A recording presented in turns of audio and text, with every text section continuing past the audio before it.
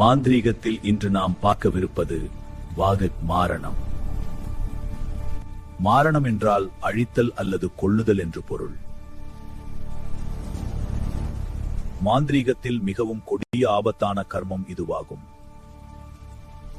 மந்திரங்கள் அல்லது மூலிகைகளை பயன்படுத்தி ஒருவரது உயிரை போக்கும் அல்லது தீய சக்திகளை ஏவும் வித்தையாகும்.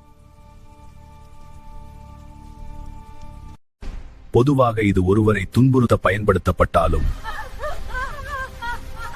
ஆன்மீக ரீதியில் தனக்குள்ளும் வெளியிலும் இருக்கும் தீய குணங்களையும் சக்திகளையும் அழிப்பதே இதன் உண்மையான நோக்கம்.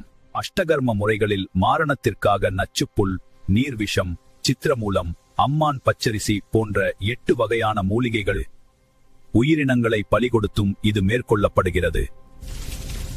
இதில் பல வகைகள் உள்ளன.